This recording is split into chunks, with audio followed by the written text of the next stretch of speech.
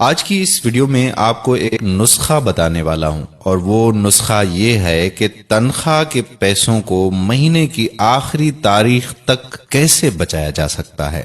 تو اس حوالے سے آج کی اس ویڈیو میں آپ سے ہوگی بات۔ یہ واقعہ ایک سعودی نوجوان کا ہے۔ یہ اپنی زندگی سے مطمئن نہیں تھا۔ اس کی تنخواہ صرف 4000 ریال تھی۔ شادی شدہ ہونے کی وجہ سے اس کے اخراجات اس کی تنخواہ سے کہیں زیادہ تھے۔ مہینہ ختم ہونے سے پہلے ہی اس کی تنخواہ ختم ہو جایا کرتی تھی اور اسے قرضہ لینا پڑتا تھا۔ یوں وہ آہستہ آہستہ قرضوں کی دلدل میں ڈوبتا چلا جا رہا تھا، اور اس کا یقین بنتا جا رہا تھا کہ اب اس کی زندگی اسی حال میں ہی گزرے گی۔ باوجود یہ کہ اس کی بیوی اس کے مادی حالت کا خیال کرتی، لیکن قرضوں کے بوجھ میں تو سانس لینا بھی دشوار ہوتا جا رہا تھا۔ ایک دن وہ اپنے دوستوں کی مجلس میں گیا۔ وہاں اس دن ایک ایسا دوست بھی موجود تھا جو صاحب رائے آدمی تھا، اور اس نوجوان کا کہنا تھا کہ میں اپنے اس دوست کے مشوروں کو قدر کی نگاہ سے دیکھتا تھا۔ کہنے لگا کہ میں نے اسے باتوں باتوں میں اپنی کہانی کہہ سنائی اور اپنی مالی مشکلات اس کے سامنے رکھیں۔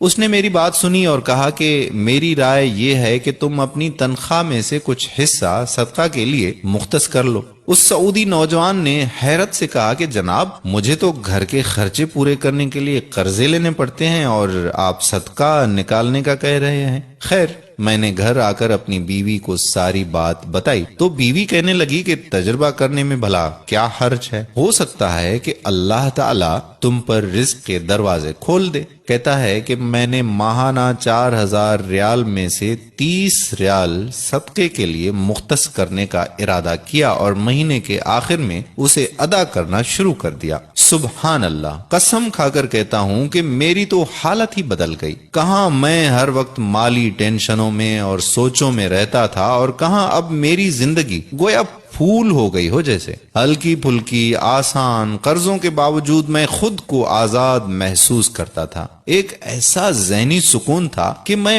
بیان نہیں کر سکتا۔ پھر چند ماہ بعد میں نے اپنی زندگی کو سیٹ کرنا شروع کر دیا، اپنی تنخواہ کو حصوں میں تقسیم کیا، اور یوں ایسی برکت ہوئی جیسے پہلے کبھی نہیں ہوئی تھی۔ میں نے حساب لگایا اور مجھے اندازہ ہو گیا کہ کتنی مدت میں انشاءاللہ قرضوں کے بوجھ سے میری جان چھوٹ جائے گی۔ پھر اللہ جل شانہ نے ایک اور راستہ کھولا، اور میں نے اپنے ایک عزیز کے ساتھ اس کی پراپرٹی ڈیلنگ کے کام میں حصہ لینا شروع کر دیا۔ میں اسے گاہک لا کر دیتا اور اس پر مجھے مناسب پروفٹ حاصل ہو جاتا۔ الحمدللہ، میں جب بھی کسی گاہک کے پاس جاتا وہ مجھے کسی دوسرے تک رہنمائی ضرور کرتا۔ میں یہاں پر بھی وہی عمل دہراتا کہ مجھے جب بھی پروفٹ ملتا میں اس میں سے اللہ کے لیے صدقہ ضرور نکالتا۔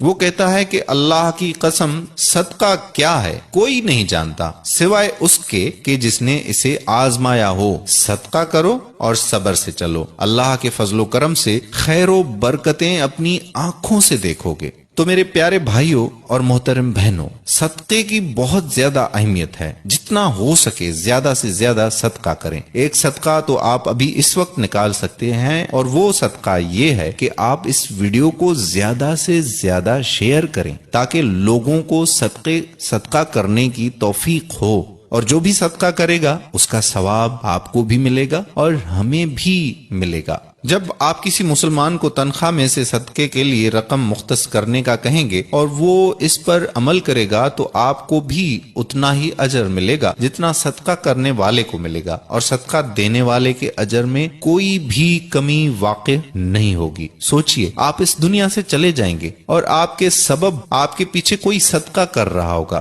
صدقے کی نیت سے اس ویڈیو کو زیادہ سے زیادہ اپنے دوست و احباب کے ساتھ شیئر کریں۔ آخر میں وہی التجا کہ آپ ہمارے یوٹیوب چینل لرن قرآن ویب کو سبسکرائب کر لیں اور بیل کے آئیکن کو بھی پریس کر لیں، اور ساتھ ہی ہمارے فیس بک پیج لرن قرآن ویب کو لائک کر کے سی فرسٹ کر دیجئے، تاکہ یہاں پر جتنی بھی ویڈیوز اپلوڈ ہوا کرتی ہیں ان کا نوٹیفیکیشن بر وقت آپ کو مل جایا کرے۔ آنے والی ویڈیو تک ہمیں دیجئے اجازت۔ اللہ حافظ۔